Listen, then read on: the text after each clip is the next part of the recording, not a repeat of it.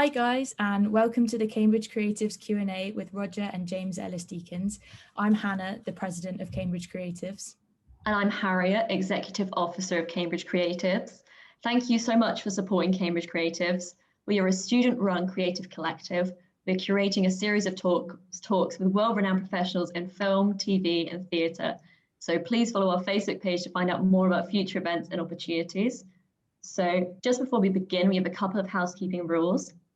If you have any questions for our guest speakers, please type them into the Q&A function, not the chat. So the Q&A function should be about here, and we'll read them out for you. And then also bear with us if there are any technical difficulties. We're dealing with university Wi-Fi, so it's very unpredictable. And then let us know in the chat if there are any problems hearing or seeing us. And most importantly, enjoy the Q&A. So just a little introduction for our guests today. So Roger Deakins and James Ellis Deakins are the masters behind some of cinema's greatest and most beloved films, The Shawshank Redemption, 1917, The Big Lebowski, Skyfall, and Blade Runner 2049, to name but a few. The pair are best known for their collaborations with renowned directors such as the Coen brothers, Sam Mendes, and Denis Villeneuve. The BFI has called Roger Deakins one of the greatest artists of light and shade in movie history for his cinematography. And his remarkable 15 Academy Award nominations and 2 wins are testament to this. Over the last year, Roger and James have created and hosted the podcast Team Deakins, in which they interview previous collaborators and colleagues in the industry and discuss their extensive filmography. We're really honoured to have these phenomenal filmmakers speak, so thank you very, very much. My first question for the both of you is, when did you know that you wanted to work in film? This is turned to us. Yeah, go on then. No, you go. You go first. I realized, no, I was going to be flippant. I didn't really realize it was a slow transition. I mean, I went to art college because I didn't really know what I wanted to do. I liked painting. And then I discovered photography. And then I started thinking about, well, what about documentaries? And the National Film School opened up in the UK. And a friend of mine was applying and told me about it. And I thought, well, wow, could I really have a career in film? And so I applied to the film school and didn't get in. And but then I went for an interview and asked why I didn't get in. And it was intimated I would get in at the second attempt the next year. So I eventually went to the National Film School.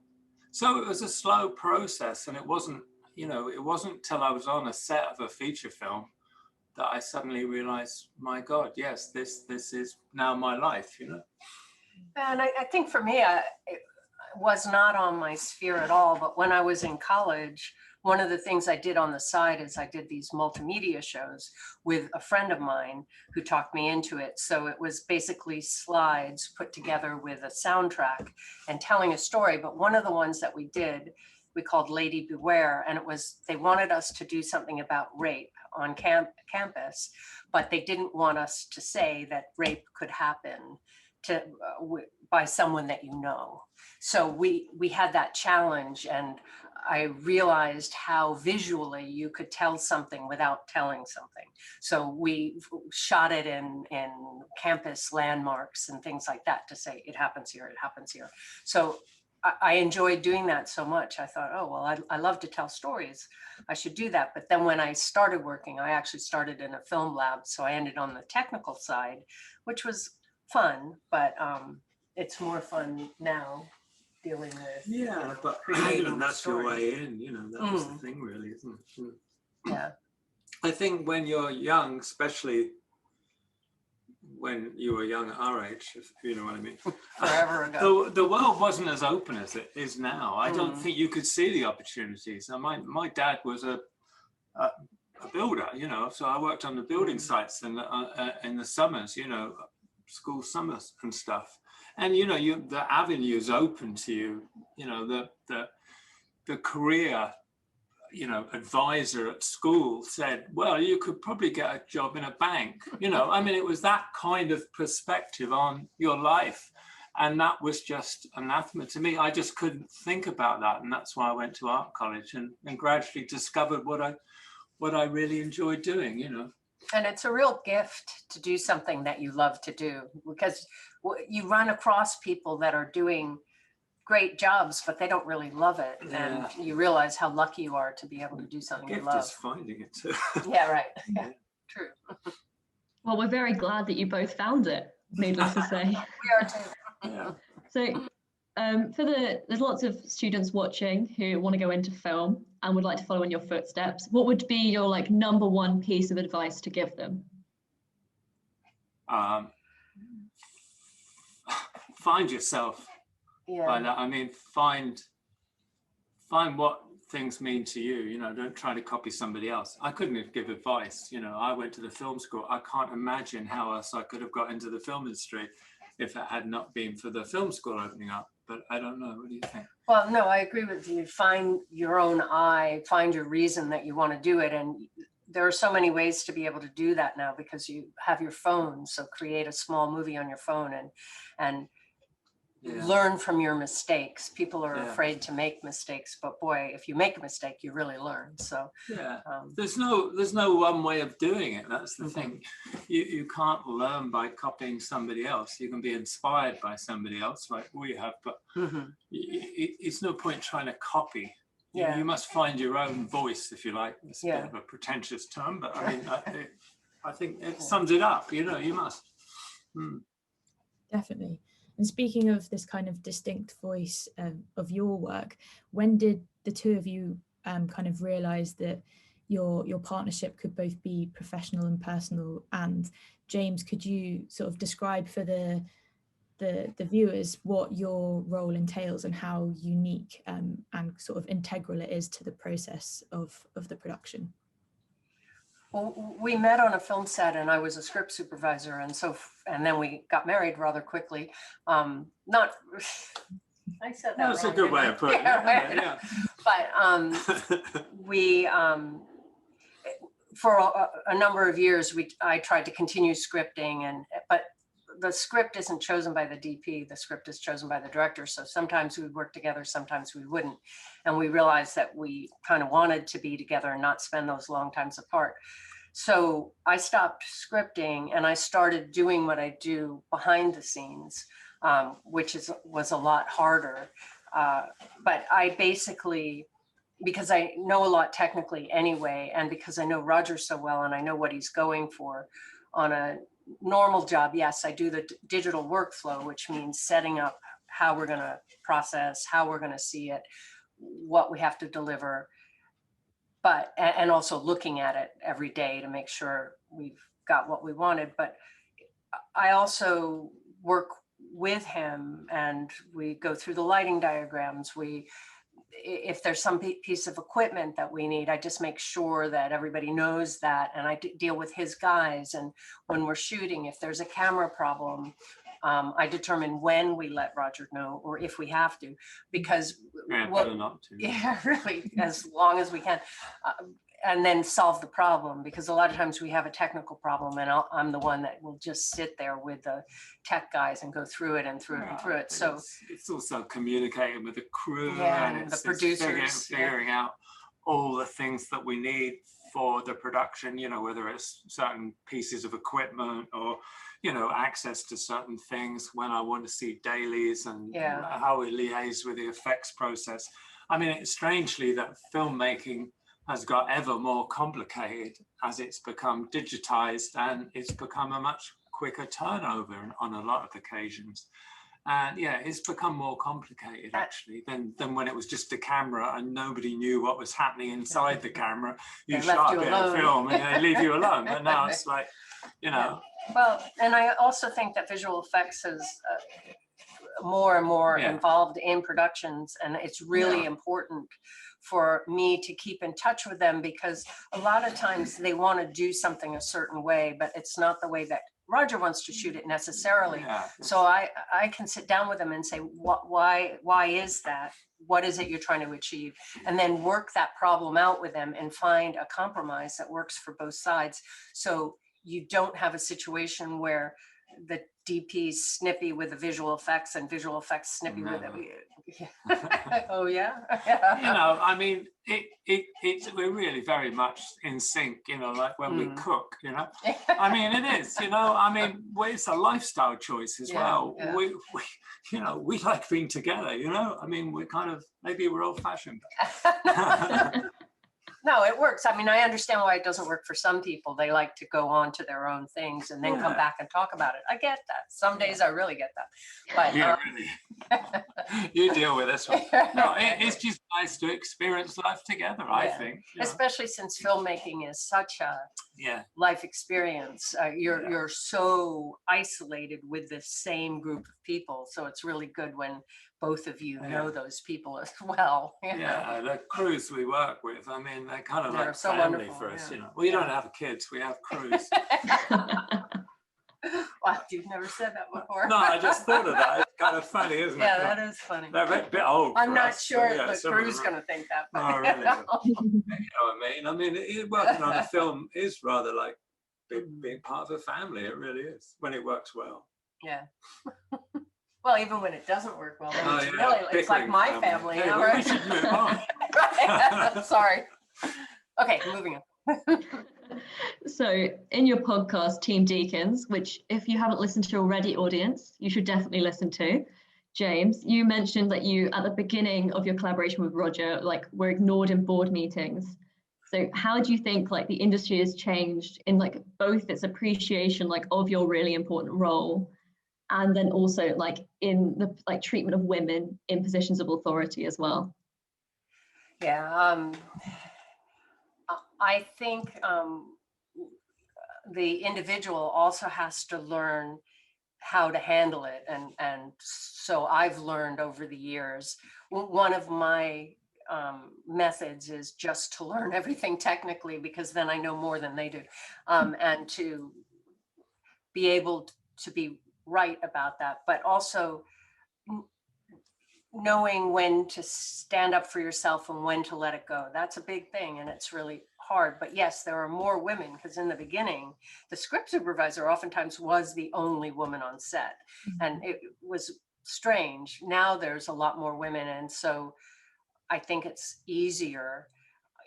I do still think you have to prove yourself more, and like in throughout the time when with women who wanted to get into the camera department, for instance, they were always showing that they could lug those batteries up the hill and things like that, because they had to, because that was, you know, the excuse. Well, they can't carry heavy stuff, so they proved it to themselves. But I think learning that fine line between being strong and not being bitchy, which, because that allows them to go, oh, you know, it's just a woman, is tough. And so sometimes turning to other women that you're working with is really helpful. We've never been in a meeting where James hasn't had a chair to sit in. Yes. If you get the allusion to the Turkish meeting between the EU and the Turkish president. The lady didn't have a chair. Yeah, well, that's one of the things you have to sort of set up right in the beginning. And when I wasn't taking a credit, it was harder. But now, and also now they know how we work together, and so we don't have to explain it every time. It's like, it's you know, I mean, I suppose it's not the same, but it is a little bit similar when I first started, you know, because I left the film school and started shooting quite quickly, in fact, quite quickly on some drama. And there was a lot of resentment from people that had been in the industry a long time, you know, the old timers, and to somebody new coming in. And, you know, I would often be tested if I could do something, you know. So it happens, true. But it's obviously it's more, the male-female thing has been there for a lot longer, and it's a lot more, you know, systematic, or whatever the word is. Kind of moving from those sort of early beginnings in the industry to your frequent collaborations, you've worked with the Coen brothers on 12 different films. Why do you think this collaboration has worked so well? and how has your relationship developed over the years in this kind of sort of shared visual language? You know, I don't know. You just hit it off with people, don't you, really? I mean, I know that they approached me for Barton Fink, which is the first film I did with him, because I was actually from the UK and not America. And they wanted somebody non-union. I mean, you know, so you start with somebody for rather tenuous reasons.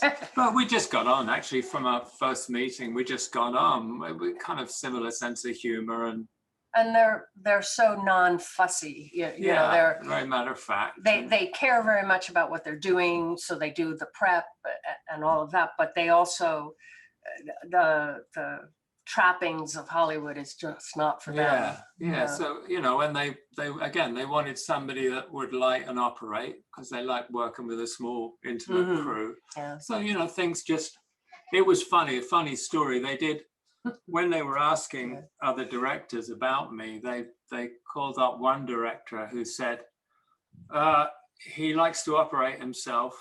He doesn't like shooting with multiple cameras. He doesn't like zoom lenses, and a whole list of things that I don't like. And Joel was saying, he said to me years later, he told me this. Which said, the guy was saying in a negative. He said everything the director was saying as a negative towards me was actually in Joel's eyes a positive. So he said, oh yeah, well, that's great. So thank you very much. Yeah. So, you know, each to his own, that's the thing, isn't it? You know. You were saying before about like the production process, and like you said before that there's an extensive pre-production process when working with the Coen brothers, and that it's quite a formal way of making film. Is this a part of another part of the attraction of working with them? Is it especially useful to you in your position to have such extensive preparation? No, and that's always been true, actually. We came back from working on, I think it was Kundun, and then only a few weeks later we went straight on to shoot Big Lebowski. I think it was one of those. So sometimes you don't get a lot of prep, but I mean, they are very prepared, and they shoot in a very, I was going to say a very simple way. It's simple because they know what they want. That's they don't shoot a lot of coverage, you know, and they like shooting single camera, and you know, so it's not necessarily the prep. It's as James says, it's the passion for doing it, and it's that very direct approach that we like, you know. Simple. Simple, yet very effective. Out of the dozens of films that you've made with the Coen brothers, is there any particular film or kind of sequence that you're most proud of, or either proud of making or enjoy the most watching? I think, I don't know, it depends on you know, you like a film, you wake up in the morning, you think, oh, I'll watch a film today, and it's funny, it depends on your mood, doesn't it? I mean, I love a lot of the films that we worked on together, but I guess The Man Who Wasn't There and No Country for Old Men. Yeah. I remember, I forget what, we were working on something else, and Joel was saying, well, I think we're going to be writing this script for this book, No Country for Old Men. And I knew the book, and it was kind of wonderful. And I said, you've got to direct it. And at the time, Joel and Ethan, I think, were a bit on the fence whether they would direct this themselves. You know, they were writing it, which they often do. They often write scripts for other people. And I was just so keen for them to direct that film. I just love the project. And so that's one of the ones I think, I've got most connection with, I suppose. Yeah. So we're now going on to another frequent collaborator, Sam Mendes. So Jarhead was your first collaboration with Sam Mendes, and the cinematography of that film is so striking because like the camera is handheld for nearly the majority of the film. What motivated this decision? Yeah, it was funny that, because I read the script and I knew Conrad Hall really well, and Conrad Hall is a cinematographer that I worked with Sam previously, and Conrad had said how Sam usually very prepared in storyboards and all the rest.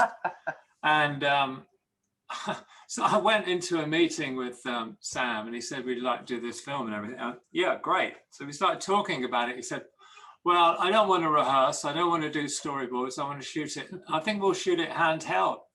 And I went, oh my God, you know, it's like, not only am I following the footsteps of Conrad Hall, who's, I think, one of the greatest cinematographers ever lived, but I'm going to do it with no rehearsals and shooting handheld. So, yeah, well, I like a challenge. And yet again, it's an iconic scenes. It was lovely doing it because, I mean, I came originally from documentaries, and I love shooting handheld. And to get that chance to do a film like that handheld. And again, I love handheld, but I don't like sloppy handheld. I don't like deliberately wobbly handheld. I like handheld as if I was there shooting a documentary. I'd try and do it as steady and as you know, everything else. And so it was really nice to have that chance to do it. Yeah. I was going to say, do you think your background in documentary filmmaking really sort of enhanced this very realist and authentic narrative of being like reenacting the Gulf War almost? Yeah, it's very much that. And we did do quite a lot of research. You know, we looked at a lot of footage and images to make sure everything that we were doing was, in terms of its look, was authentic. And it was also very much the relationship between the camera and the actors. You know, when you're shooting handheld like that and you're not doing rehearsals, but you're shooting more than one take, obviously. We would shoot a lot of takes and we would build it up. And sometimes I would be shooting and talking to Jake, you know, Gyllenhaal, as we were actually working, as we were actually shooting. I said, well, Jake, can you slow down a bit? I'm going to come in front of you. And, you know, so it was all that going on, which was really, you don't often get to do that, but it's all about that trust between, you know, Sam, the director, the actors, and myself walking around. It was really fun, you know, it's great. Amazing. Now, moving on to quite a different film with Skyfall. Your approach on how to shoot a Bond film was distinctly different to other movies, using like a single camera setup wherever possible. Did the studio try and push you in a different direction with this? And like, did you find any difficulty shooting with this method? Well, I think the Bond people are always very supportive of the creatives. So they didn't understand it. Right. By the way, that's not our second film with Sam. Revolutionary Road is the second. But yeah, they were surprised, but they said, okay, we'll go with it. And yeah, it's actually often not the studio, but maybe a line producer or somebody who thinks, well, you know, which we've had in a few occasions, actually, not just Skyfall, where they've said, well, surely you want more than one camera on the set. And you go, well, yeah, on 1 or 2 days, we will. One day we had 11 cameras, but for the most part, it was single camera. And I remember when Sam rang up, we were in Australia, weren't we, doing on Unbroken? When was it? Skyfall? No, Skyfall, we were in Santa Fe. Oh, we were in Santa Fe, right, True Grit. Yeah. And Sam rang it up and he said, I'm going to do a Bond movie. Please don't put the phone down. and he said, can we talk about it when in LA, you know? And so we went for a walk on the beach talking about it. Because I'm not a big Bond fan, you know, they're not my kind of movie, frankly. And he said, no, I want to make this because it's going to be a story to itself. And I said, well, how are we going to approach it? You know, it's big action and all that. He said, yeah, we'll do it like we've done the other 2 previous films. As much as we can, we'll do single camera, except for obviously there'll be big scenes and there'll be some second unit. There's no way you can do it without. So that's basically what we did, you know. I mean, quite a bit we had 2 cameras, and so I say sometimes we had 11. We had a second unit that worked for a long period, but I think too, a lot of times it's the line producer because one, they're looking at the budget and those cameras were budgeted and they go, well, wait, you've got the money, why aren't you doing this? And also because they oftentimes bring in line producers who are used to doing big movies. So they're saying, but you can't do it this way because they've worked on other big movies. Yeah, I mean, it's ironic really, because it's, you know, it was the most successful Bond movie. And, you know, we had the same sort of conversations doing Blade Runner. Yeah. You know, why isn't it multiple camera? But it's great because then every time you go to them and say, listen, we need this piece of equipment, and they go, oh, I don't know, that's a little expensive. You just go, well, yeah, but we're only using one camera. There's a whole lot in your budget. Amazing. It's almost like an indie approach to big budget films. It's like very focused on the narrative, and I love it. It's just focused on what you need. You know, you're not just shooting off huge amounts of footage to make a film in the cutting room. You're just making those decisions either in prep or on the day on the set. With the directors that we're working with, yes. Yeah, that's what I'm saying. You know, and even when you're not storyboarding, you know, Sam's very precise about the coverage he wants on the day. You know, there was very few occasions where we were just, there were no occasions where we were just shooting for the sake of it.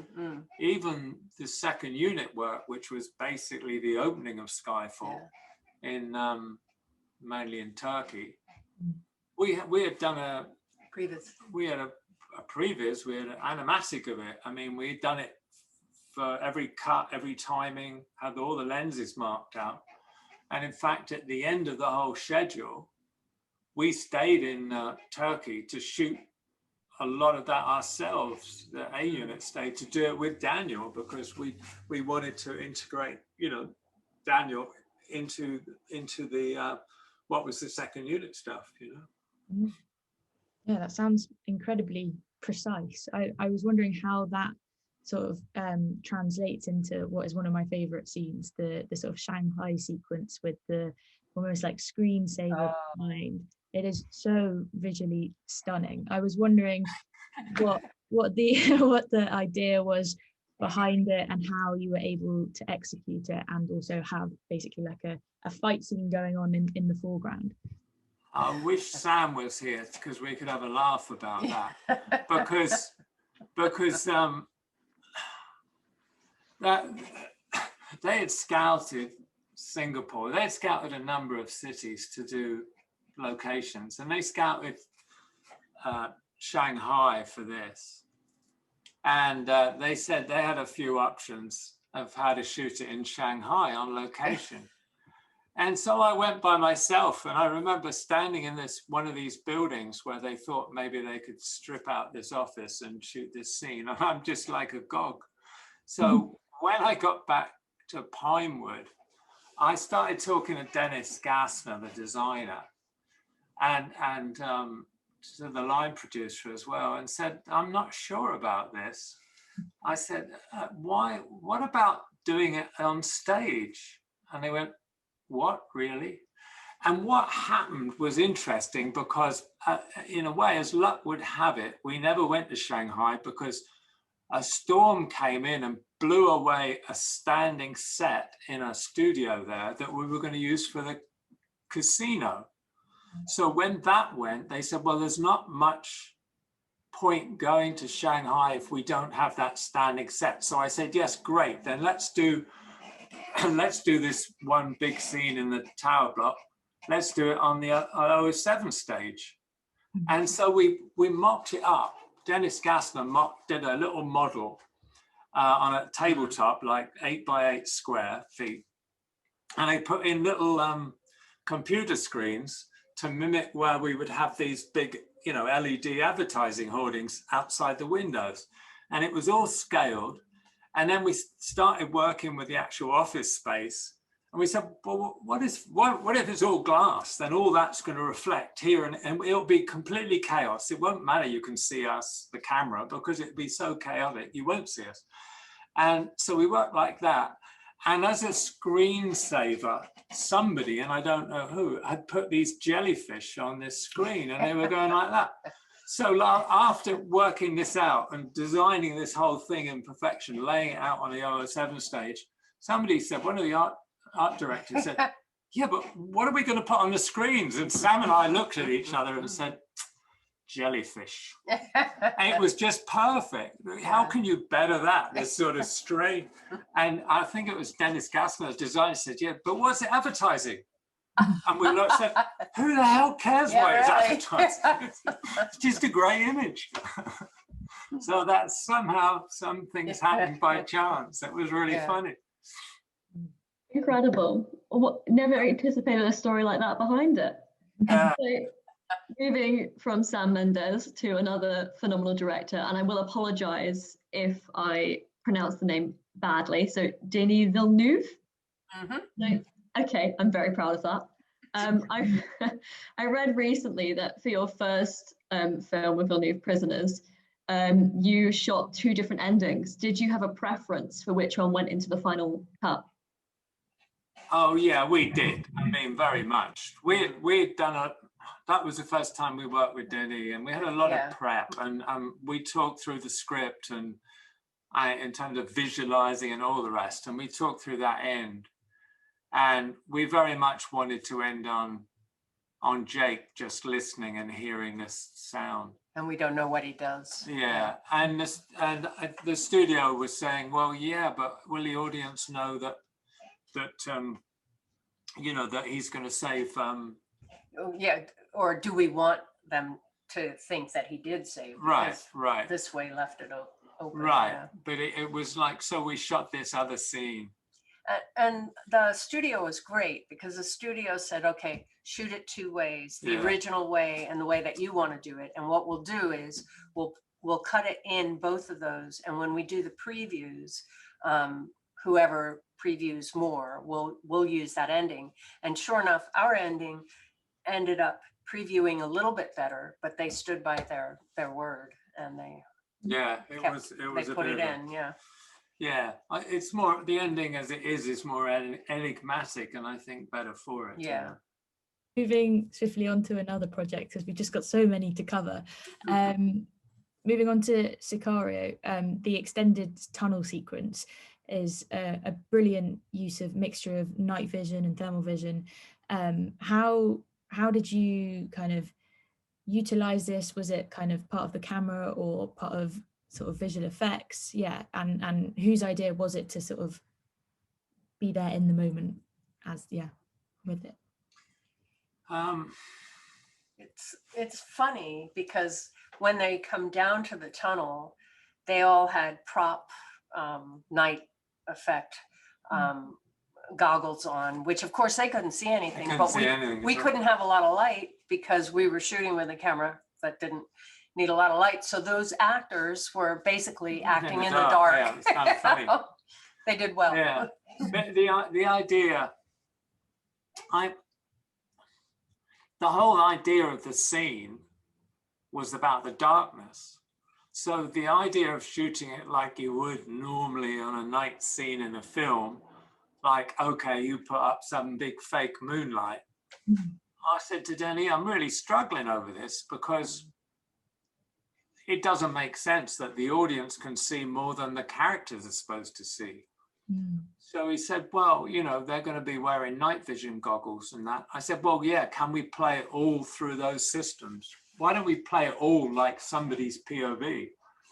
And he said, well, that's okay, as long as I can differentiate, you know, one character from another. And he wanted Alejandro to have a very distinct look. So, I mean, the first thing I thought of was infrared, because of, there's a wonderful scene in I Am Cuba that was shot in infrared. And, you know, it started coming in a lot. People use it in their homes now, don't they, to check their, I don't know, the circuits or something. And so James, I think, was researched into infrared cameras. And this wonderful company, FLIR, F-L-I-R, agreed to let us have a camera to test it out. And they make a very high-end camera for highly technical, for medical reasons, and also I think natural, whatever. And there had been one music video that had used that for part of it. So they had done it once, but it was one of those cameras that it's like, well, we can only give it to you for 2 days. Well, we don't really know when we're shooting it. And but they were great. But they were wonderful. I will give a shout out to FLIR because they provided us the camera for a couple of weeks to test with, Mhm. and then on the days we needed it for the night shoots. Well, when we tested it, they had to send a technician too, because this was a completely different Yeah, camera. yeah. So our guys had to learn it too. It's my one regret on that is that, well, there's two things. There's one shot of Alejandro entering the tunnel that is not through a POV. It's a shot against a very dark blue background, and which I feel is a little unreal, but it kind of works. But the thing I really regret is we shot this test shot, and there's a shot in the scene now where you follow him down the tunnel. You see it in infrared, and the camera hangs on his footprints that have left, you know, heat marks on the steps as Because he's it's all gone about forward. heat. Yeah. And when we did a test, it was great because those footsteps would disappear because as the heat dissipated, so did the image of the footprint. But obviously the shot doesn't hold long enough to see it's just a little thing, but I kind of love this really idea, strange, ghostly thing. This guy's presence disappeared as the footprints just dissolved as they cooled off. It was really great, yeah. But it was so fun to do. And then you cut into the tunnel and all these lights go on. And, you know, again, we were thinking, well, how the hell are we going to light the tunnel, you know, when they're not going to be in these systems? And then, of course, you look at the references for all those cartel tunnels coming from Mexico under the border. And they've all got these really high-tech kind of lighting systems in. So, oh, great, we can just have bare bulbs all the way down. That'll look great. So, you know, it's funny, the things that get you out of trouble, really. And Sicario had another scene in there that we also shot two different ways, which is when Benicio kills the family. Because, Did we shoot it too? I don't think we shoot it. That's right. No, we had that discussion up to the night we were shooting. To the night we were shooting, Yeah. So, yeah, it's interesting. A lot of playing with different options. Mm-hmm. You spoke previously about kind of other inspirations from other films. One of the other scenes I love is the dusk raid scene and that beautiful use of silhouettes. Did you have any sort of particular inspirations from other films or like paying homage to other cinematographers, or was it your unique stamp? I'm not sure which scene you're talking about. Oh, when they've got the sun setting behind. Have I got the wrong one? I think it's when the figures are like silhouettes and they slowly fade into the darkness. Oh, but as they go down the hill, that's the head of this. Yeah. You know, I mean, again, that shot we talked about in an office, you know, before we started shooting, and then we laid it out on the location we'd found, and you know, it was, you know, it's a lot of prep and a lot of just discussing things and coming up with visual ideas. That's the thing. Denis is he's very concise, you know. I mean, you take quite a while. We had a lot of time just sitting in an office kind of mulling over things, but he wants to get to the essence of what the thing is about. And I think Sicario, we watched it again the other day, didn't we? I think it's an amazing film, actually. I really think it's a great blend of a film that kind of grabs you and sort of entertains you, but also kind of, you know, leaves you with questions and challenges you, you know. I really think it's a good film. Going from one amazing film to another, to Blade Runner 2049, did you feel pressure working on a sequel to a classic whose visuals especially were like so groundbreaking? And was there like any expectation for you to try and like have an aesthetic continuity between this sequel and Ridley Scott's original? It might have been from other people and studio, maybe, I don't know. I didn't really get any pushback. I mean, my only reference was Denis. And it was rather like talking to Sam about doing a Bond movie. Talking to Denis about doing Blade Runner, I'm going, well, what is the first thing? Is this a standalone film? Are we doing an homage? And I said, I don't want to go there if it's anything to do with the original, other than having a story kind of connection. And he said, no, I want to make us, our film. You know, this is a very particular film, and it is. It has you know, obviously has a connection with the Harrison Ford character, but yeah, I didn't feel. I couldn't have lit it like Jordan Cronenworth, for God's sake, anyway. So you can only do it the way you find, you know. But it was also one of the first things that was absolutely definitive. Yeah. This is not a sequel. This is not. This is a standalone film. And throughout the whole shooting, all these people writing articles would ask that question. It was always answered, this is not a sequel. And it always go, well, sorry, no, this one looks kind of really flat and grey and ugly. Sorry about that. Yeah. I remember seeing it in the cinema. It was the first film I ever saw in my local cinema, and I just fell in love with it. It was phenomenal. Yeah. Like, speaking of, the visual effects were a really fundamental part of creating this like fantastical world. How did this impact on your work? Like, how did you have to consider it while you were shooting? Oh, we had a lot of meetings. Yeah, we had a lot of meetings, but again, you know, Denny, again, he's like Sam Mendes. He's like, you want to do as much in camera as possible. The visual effects there are there to support what's being shot.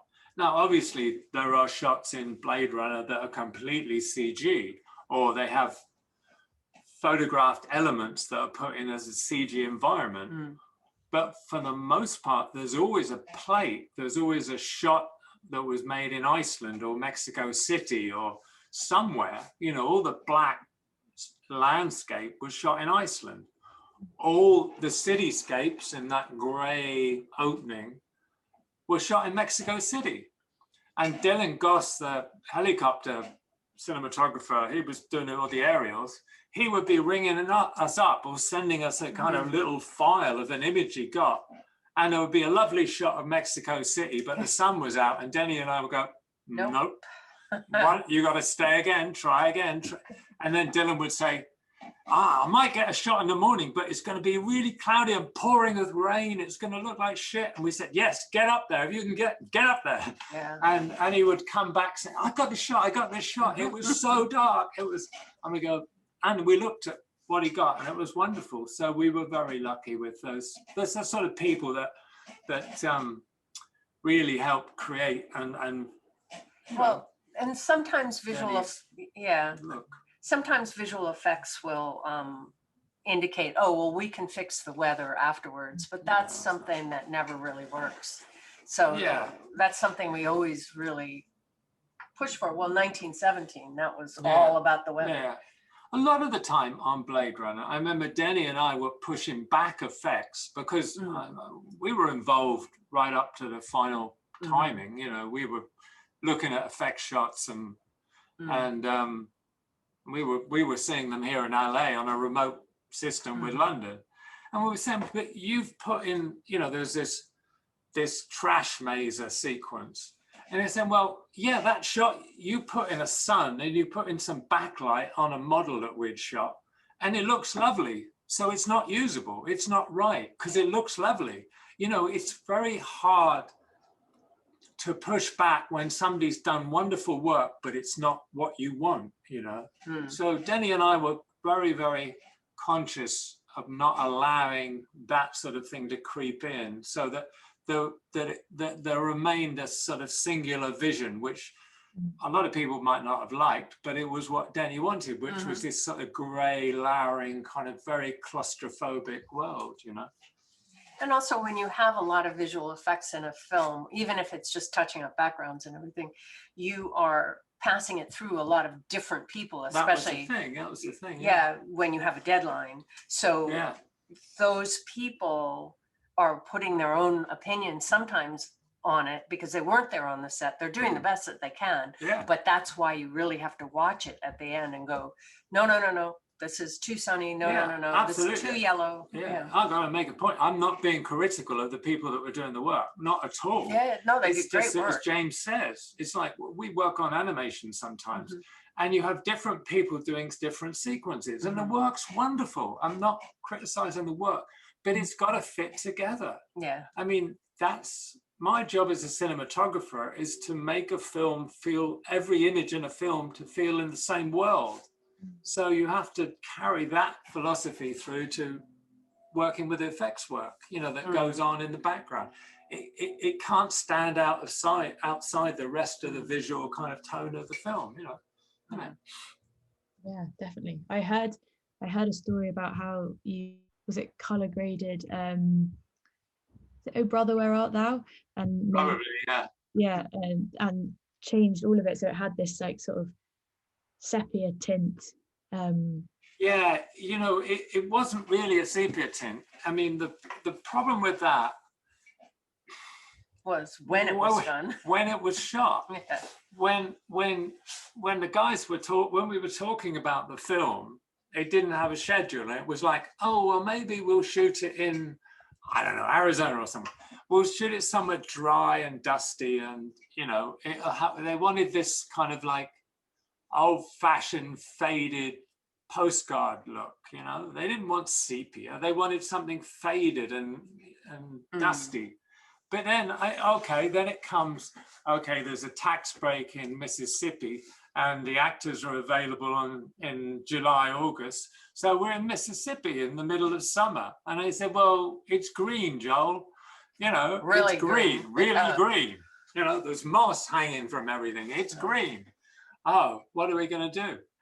So we did a whole lot of testing, photochemical testing and all the rest, but then realized we couldn't do it that way. Or we could, but it was like so complicated. And well, and also when you affect layered. In photochemical, when you affect one color, you're affecting them all. You can't like isolate it. So, you know, but then the digital technology had moved on. We thought beginning to move on, yeah. We thought, well, let's give it a go that way. I did some tests. I shot some scenes in Griffiths Park and played with them digitally, and yeah, they look really promising. So Joe and Ethan said, I remember them saying, well, yeah, that is promising. We're not going to be doing our post, you know, we have a year in the contract to cut the film and finish it, so it'll be a year away before the technology will have moved on by then, won't it? Yeah. Oh yeah. Talk about a gamble. So that's the way we went. I mean, I'm glad we did, but it was a struggle. I mean, the technology was only just there, really. Yeah, some days it wasn't there. Some days it wasn't there, and some days it was there. Some weeks it was there, and then it wasn't. So it'd crash, and you would lose everything you did. Lose a whole week's work. Yeah, it was very frustrating. And at the end of that, Roger said, I am never doing another DI in my life. Yeah, well, I wouldn't with that system. I know that you say that now, but you did make it a blanket statement. I did, yeah, I do that sort of thing. But we had to select colors. You know, we had to pick out the greens, and I had to alter the greens and make them kind of yellow or brown. And you know, one green there's not just green, there's different greens. So you had a number of selects going on the same piece of negative, and it was like complicated. I guess moving on to Shawshank, so we can sort of get more in depth. It's so strange to think now that it has the top score on IMDb and is so well beloved, but it apparently was a risk to take at the time, and didn't do as well on the opening weekend as you thought. What was it? Which opening weekend? Because they re-released it only a few months after the first time, and it didn't do any better. I was really shocked with the way it was released. Actually, I'm sorry, but I'm not going to mention names, but somebody didn't do the publicity any favors on that film. I think it was a movie that back then got discovered in VHS. Yeah. And, you know, when people were renting movies and they started to discover it, and then it went. I think it was the top VHS for nearly a year. That was like incredible. But nobody went to the cinema, which is a shame. We did just recently. We recently did a remastering of it, which was fantastic. Warner's went back to the camera negative. They did all the opticals digitally, so now there's none of those, you know, intermediary opticals and all that grainy. It looks really quite good, I think. You know, so I'm pleased about that, because it's I mean, it's a good film. Yeah. Well, I really want to see that in the cinema at some point. I'll put that on my to-watch list. Yeah, wouldn't it be nice? Yeah, maybe, I don't know. Yeah. So what would you say was the biggest challenge that you guys faced when you were working on Shawshank? The schedule. Yeah. You know, it's the same on any film. I mean, the kind of ambition is usually more than the schedule and the budget will, you know, and that's not, I'm not just saying that's the ambition of the director or the producer, it's my ambition and everybody else's ambition. And yeah, so we were kind of quite up against it on the schedule. For me, the biggest challenge was lighting some of those interiors, because we had a real prison where the mess hall and a lot of the governor's offices and a lot of the other interior spaces were, the mailroom and stuff. And that was a lot of lighting. I mean, those prison rooms, there wasn't any light in it. I couldn't have shot anything in there. So, and to be able to light it so you can shoot a 10 or 11 hour day, you know, it's a lot of light. And yeah, that was a struggle. And then we built the main like bullpen of all the cell block with the interior space and all the atrium, whatever you call it. Atrium, yeah, that's good. Like 4 blocks. That was all built as a set in an old warehouse. And the warehouse was basically glass walled, so we had to blacken all the glass to make it into a space, and then light it as though it was open to the daylight, and light it to night with all the practicals. So that was technically that was the hardest thing, lighting that film. And I always remember when it came out, and I went to a meeting of other cinematographers once, and I heard some cinematographers saying, well, yeah, Shawshank looked pretty good, but there was no lighting in it. You know, he just shot it with natural light. And I go, well, that's a kind of very strange compliment, really. You know, for another cameraman to say there was no lighting when I'd never used so many lights. You know, it was like huge amount of lighting. But there you go. That sounds like a very fulfilling challenge that you definitely. Yeah, I mean, I love that about the job, really. It's such a mix of sort of I like to think a creative kind of spark and a very technical challenge, isn't it? You know, that's what's. And some of the best things come out of restrictions. Yeah. And we found that a lot when talking to people on the podcast. Everyone seems to agree that limitations bring some real inspiration. Yeah. If we all could have all the equipment that we wanted, it would be rather dull. It would be scary. Yeah. I once worked with Bob Rafelson, who I consider one of the really great directors. And 5 Easy Pieces alone is a masterpiece he did. But I worked with him on a film called Mountains of the Moon. And he said, Roger, if the studio ever gave me everything I wanted, I'd be completely lost. He said, you beware of that. Wow. Speaking of limitations, sort of directing the creative vision, moving on to 1917 and having these kind of trenches built to fit the length of a scene and having it being so almost like clockwork and brilliantly timed. Yeah, can you sort of explain your thinking behind it, how you sort of figured out the process that it could be one shot and not have to sort of cut and just move so that you could have this one continuous scene? Well, I mean, that was really Sam's idea in the script. It was right on the head title page of the script, and we questioned it, didn't we? Yeah, well, we didn't believe it in the beginning. Oh, it's just... We thought that maybe that's just sort of like gas for the studio or something. And then, you know, reading it, you realize, well, it is real time. And it's basically about 2 characters, you know, will become 1 character. So it's very focused point of view, real time. And then you think, well, that kind of makes sense, but then you think, well, how the hell can you do that? But I think the most important thing is that you and Sam sat down together first and talked about what you needed in each scene. Yeah. Forget about the one shot. Oh, we should be on him at this point, on him on that point. We need a 2 shot here, just to get an idea of what we were looking for. And then we figured out how to do it. Yeah, and then it was almost like going back to Jarhead in a way. Okay, how does the camera dance with the characters? You know, obviously you don't want to. I mean, that wonderful film, Son of Saul, either stays behind somebody or in front of them, and it really works for that. But it wouldn't have worked for us. So we thought, well, we have to sometimes come out and see figures in a landscape. You know, we have to have some breadth. We have to have some claustrophobia, and we go through all these different kind of feelings, like the tunnels, the trenches. Then you're out in the open, wide nothing, and a little plane comes across the sky.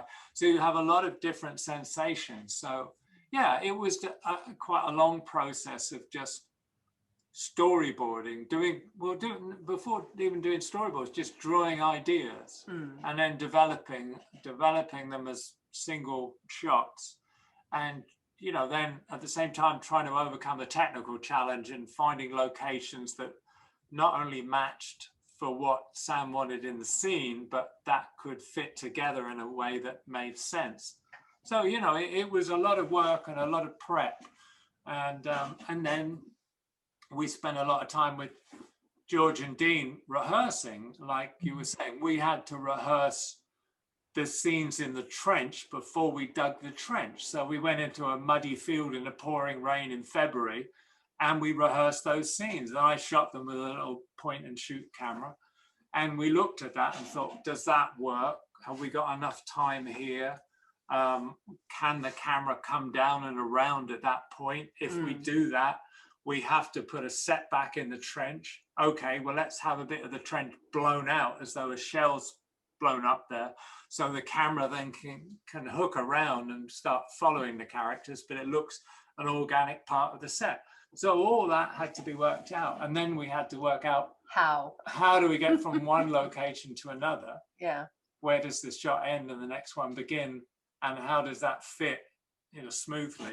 And then, as James said, then we only then had we think, well, how the hell do we get the camera to do that? Yeah, right. And we tested a lot of rigs, and we ran around a lot with a camera. Ran around a lot, yeah. Figured what worked best for what situation. Two of our great friends and operators ran around as well. Well, and the grip department. Yeah. You know, so it was a big challenge. A lot of that went on again at the same time as we were kind of doing the storyboards and working on the locations.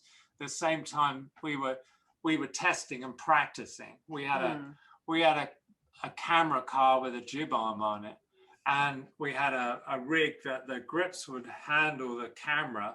Was a little pole, and the camera was hanging from it. They would run with that. The camera car would start moving.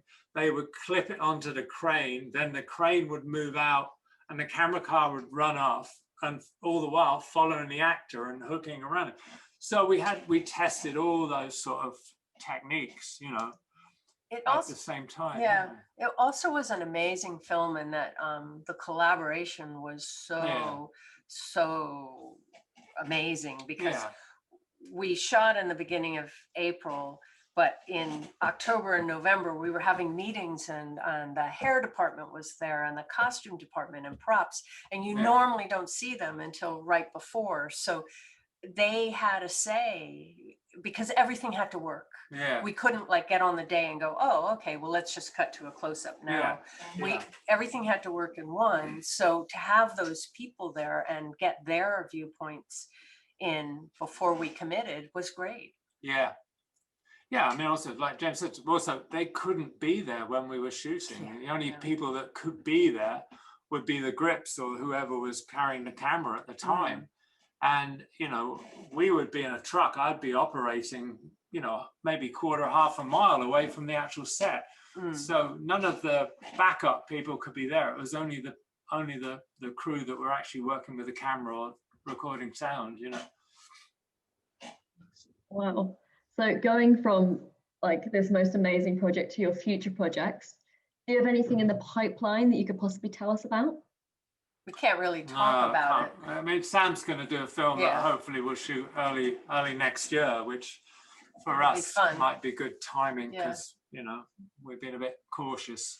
But but it's a very different film again from anyone that we've done together. So yeah, I'm really looking forward to it. Here we are. Yeah. And it's nice to go back to someone that you know so well. Yeah. You don't have to learn that language. You're already there. It's going to be a challenge, but for They all are. other reasons, very different reasons. Yeah. But yeah, it's good. There will be cuts. Yeah, probably. Yeah. That's the scoop there. We've got cuts. I'm aware that we've kind of got carried away with our questions. Are you happy answering some of the Q&A questions? Of course. Oh, amazing. Sorry, I shall just get them up. Whilst I'm reading the Q&A questions, Harriet, do you want to ask our last question? Yes.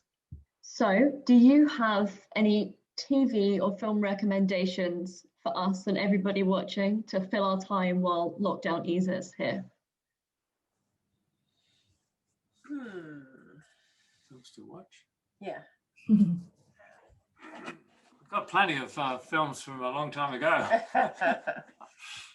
Well, we've seen a couple of good ones. We talked to Neil Jordan the other day, so we went through all of his films, which was really wonderful. It's been really nice just watching, rewatching or watching new films that, or films we hadn't seen of people that we've been talking to on the podcast. That's been a nice excuse to revisit a lot of work like Neil Jordan's and some of Ken's, and Thomas Vinterberg. And Thomas Vinterberg. He was great. Yeah, Submarino. We'd never seen Thomas Vinterberg's film Submarino, so if you haven't seen that, you should. It's really remarkable film. And then, of course, Come and See, because we talked to Alexi about that. Yeah, we talked to the cinematographer of Come and See, which is probably one of the greatest war movies ever made, anti-war movies ever made. So if anybody's there not seen Come and See, they should. Amazing. But I like to revisit, Andrei Tarkovsky's movies and all sorts of movies, when I kind of feel a bit distanced from filmmaking, and it reinvigorates me, I think. Amazing. I shall put that on my list. Our first audience question is from Theo Barnett, and he asks, how do you feel about working mostly from storyboards or with more choreographed camera work, thinking of films such as No Country for Old Men in 1917? Is it ever stifling, or does it open up certain creative possibilities for you? Well, they're very different. You could say that both were storyboarded. 1917 was obviously storyboard. It had to be choreographed. There was a little bit of flexibility in the staging on the day, but not much. If there was flexibility, we would do it in rehearsals, like Blake's death, the scene of Blake's death. The camera movement was worked, some of it was worked, although a lot of it was worked out on paper beforehand. Some of it was worked out, in rehearsals the day before we actually shot the scene. And so you have to have some flexibility. That was an exception. Now, No Country for Old Men, yes, was storyboarded, but you don't stick religiously to those storyboards. I think the storyboarding process is a way of exploring the script visually and discovering what is essential, what the director thinks is essential for the scene, what you need visually. Whose perspective are you going to be in? Do you want to be in somebody's perspective? Do we see this from afar? There's so many ways you can shoot any action, any moment. So you hone in on, you develop that kind of language, if you like. Now, on the day, that you can change, but that's still in your head. You still know, and you still have a fallback for the day. If you can't come up with a better idea, you've always got what you had on paper. So, there's different ways. I don't think it's limiting at all, unless you say, these are the storyboards and we're not doing anything outside of it. Someone has asked a very interesting question, which I'm quite curious about the answer for. Someone has said, from all like the wonderful like actors and actresses you've worked with, do you have like a favorite face that you've shot that you find like most interesting? I think any face is interesting, really. No, I have a favorite face. I mean, I think I go back. I mean, I think in a way, I have to say Richard Burton, because I always admired him so much as an actor. And to have got to work with him on his last movie, what was his last movie? And I think one of his greatest movies. I just think what he could do, I'm not saying necessarily in 1984, but what he did as an actor over his career was a kind of extraordinary. And he told so much in his face without doing very much. It's the same thing with Benicio. Yeah, in Benicio in Sicario, you know. I mean, Benicio would say on set, he said, I don't need to say this. He'd give the dialogue. I'll say it on my face. He said, oh, Josh can say this dialogue. It'll be there, don't worry. I just don't need to talk. And he's absolutely right. I mean, there's great actors can do that, can't they? You know, I mean, I just remember watching when I was a kid, Robert Ryan and you know, I just those old actors, what they could do, you know. Mitchum, yeah, Robert Ryan, Mitchum, and Bogart. I mean, they could do so much with their face, couldn't they? You know, Lino Ventura, some great actors. I wish I'd have shot all of those guys, but I've been lucky. I mean, we've worked with great, wonderful people. Yeah, definitely. And I love how you described the kind of working with the actors and the directors in tandem as kind of like a dance. Like, I think that makes it all make sense. I think it is in the end, you know, not every film, but I mean, the culmination of that is 1917, really, you know. It had to be a kind of choreography of everything, you know. Our next question is from Antoine, and they asked, you were talking about painting earlier. What are your main inspirations for creating images? I'm just an observer of life, really. I mean, I just love looking, you know. Inspiration from painters, I would have to say Edward Munch or Giorgio de Chirico. I mean, those two are far and away the two painters that have influenced me most all my life, really. I mean, obviously there's many, many more, but I think, you know, I'm just inspired by what I see, really. That's why I was a bit frustrated being stuck at home so long. Really. No, I just love, yeah, being out and seeing things.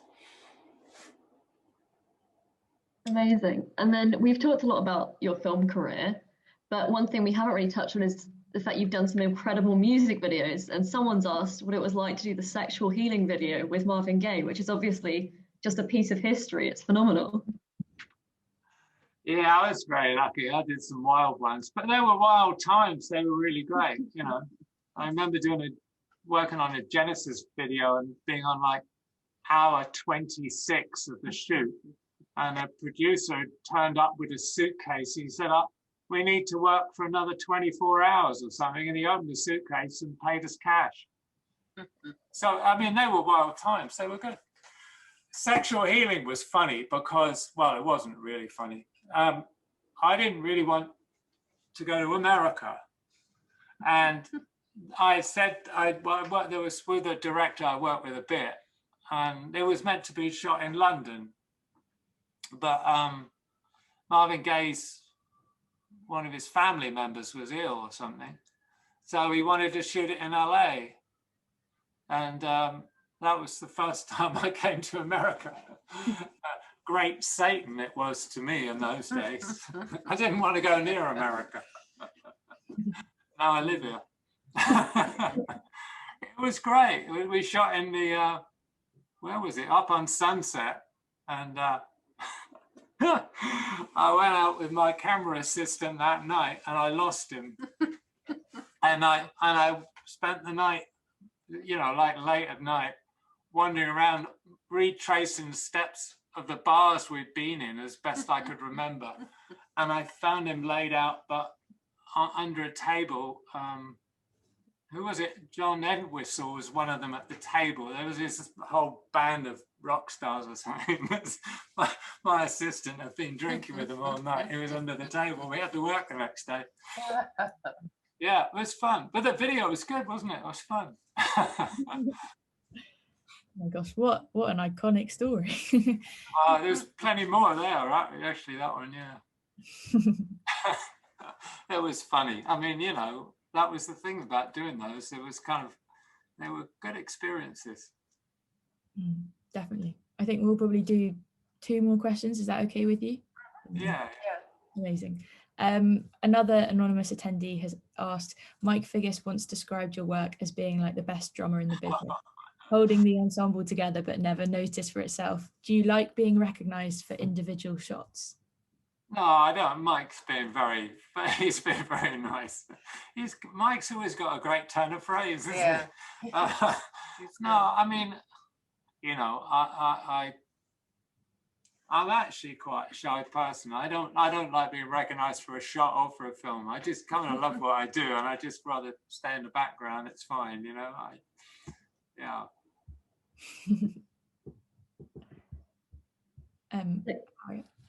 Final question. So Yasmin has asked, with the shift towards online at like home streaming services, with the like smaller screen viewing experience, if you're shooting a film and you're going to be aware that it was going to go on streaming, would that affect the way you approach the cinematography for it? You're presupposing I would do that. That's interesting. I think you would. You have to be aware of the way the viewer's going to see the work, you know. But I hope that's not the case. I mean, I love a cinema. I love the idea of an audience being not alone in a room watching a TV or with a couple of friends. I like the idea of a large audience experiencing something together in the dark. I think there's something about that that's rather mystical. And it's also a good excuse to get it right, because you say, well, on a big screen you'll see that, and so if you were working with a little screen, they go, well, there's that. Yeah, there's that. Yeah. I mean, I also love images that are quite simple. You know, I like stripping images down to their real simplest kind of essence, you know. And on a big screen, a simple image has such a power. You know, you think of Lawrence of Arabia, you know, you watch on a big screen, it's really powerful. Or any of the Sergio Leone westerns, or Andrei Tarkovsky's movies. You know, I mean, those images on the screen have such a power. You watch it on a television, even if it's a large television screen. Yeah, okay. But mainly you remember what it was like in the cinema when you first saw it. It's not the same. It doesn't quite have that same. You know, it doesn't draw you in the same way. And I would really miss, you know, shooting for a large screen.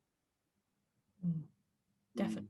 I think those are perfect words to end on. Remind us all about the magic of cinema, and hopefully one day we can go back. It's magic, isn't it? You know, it's magic. Yeah. Definitely. Thank you so much, James and Roger, for your wonderful answers and for giving us time. Yeah. And thank you to everyone else who joined and asked amazing questions. Yeah, a big thank you from me as well. This has been incredible. Such an honor. So everyone who's watched, if you've enjoyed, please like our Facebook page for more updates and opportunities. And have a lovely rest of your evening. Thank you. Thanks very much. Take care, everyone. Bye. Ciao. Bye.